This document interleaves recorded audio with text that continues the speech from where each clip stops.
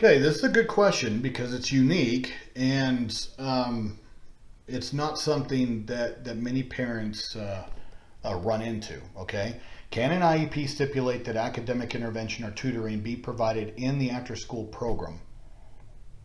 And then you provide your justification that there isn't sufficient time during the school day to address my son's academic needs effectively, and that you would love for him to receive direct instruction for making up academic deficits, but the school does not offer direct instruction. I'm currently paying for private direct instruction, PT, or precision teaching to help my son catch up.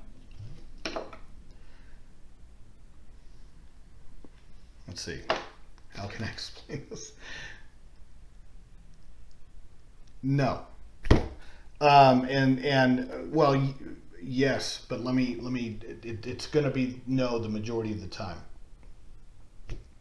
It is going to be an IEP team determination, but at the same time, it's got to be something to where the school acknowledges that the school day is not sufficient to provide him with a free and appropriate public education. And I don't know a school in the United States and the territories controlled by the United States that's going to make a determination like that. Now, why is that? Because it puts them at legal risk.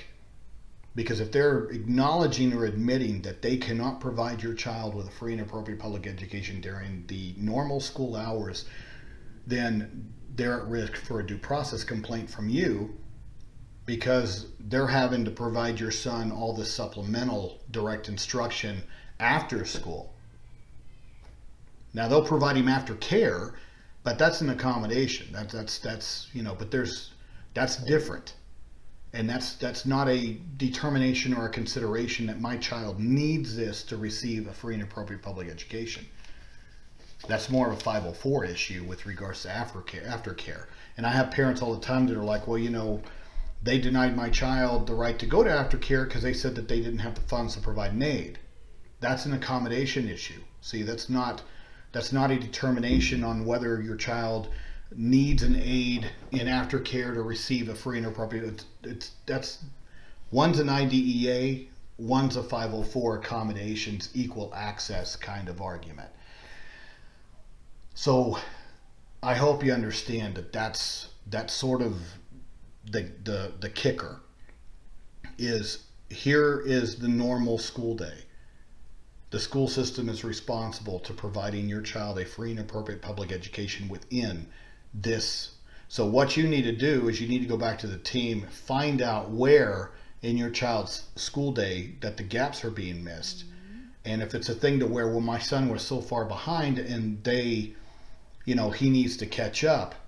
Yeah, I understand that. But at the same time, that's sort of what ESY is intended for, but only if your IEP team uses the right analysis for ESY, which most school systems don't. They use one tired, old, inflexible analysis of whether your child has regression to the point where they can't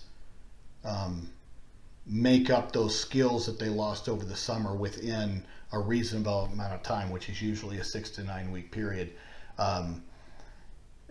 There's nothing that limits a public school from using alternate analysis, meaning that for example, a kid that's 2 grade levels behind in reading, that we can use that summer to help bridge that gap, which we know to be statistically true.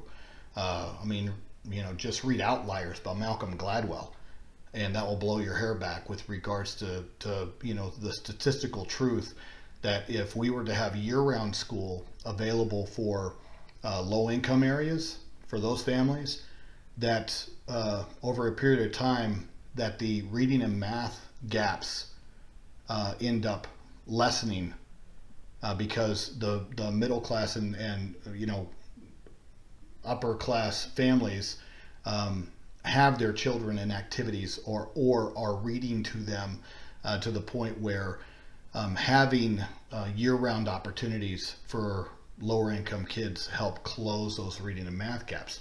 So that can be another analysis for why your kid requires ESY. But in this particular question, it has to deal with using aftercare and putting it in the IEP as though that's required for him to receive a free and appropriate public education. You may feel that the law doesn't necessarily mandate that, and a school system, and I'm just saying this, a school system would be incredibly dumb to claim that that's needed in order to provide a FAPE, because that's an admission that they cannot provide a FAPE during the school day. It's a double-edged sword for them.